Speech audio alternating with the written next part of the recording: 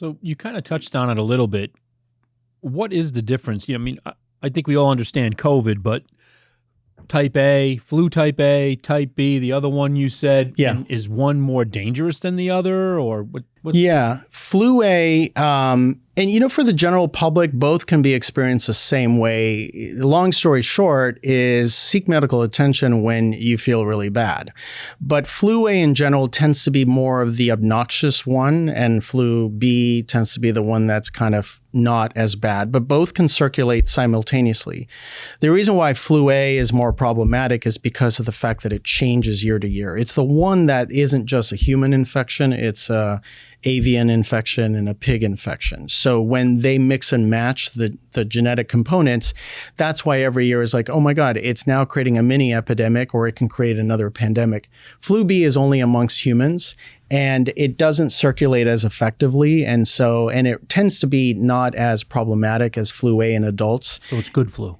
It's a better flu, but it can still run the gamut of a mild to a severe. But in general, flu A is the one when there's high levels of flu A activity, particularly a strain that's evading vaccination, then you may have a large number of people that are now showing up in the emergency rooms with symptoms.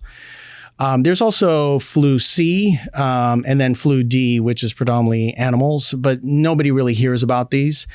From a general public standpoint, does it really matter whether you remember that your doctor told you had flu A or flu B? It really comes down to how is it behaving in you. Having one versus the other doesn't go, I'm going to predict that I will do better. But in general, flu B folks do a little bit better than flu A. So if you know that you're when you're going to get better. Exactly. Yeah.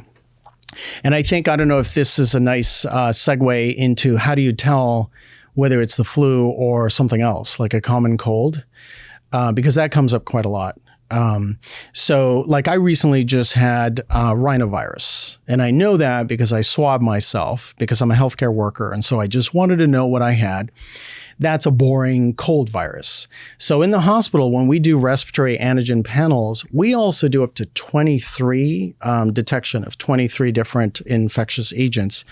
And so on that list, I've never paid attention until COVID of the other coronaviruses that are there. And the reason why I've never paid attention to them is because all of us get coronaviruses, not COVID-19, but the pre-existent coronaviruses that are out there, and they give us mild symptoms, runny nose, nasal congestion, maybe a little bit of sinusitis, but not the high fevers and not the fatigability and the muscle aches that are there.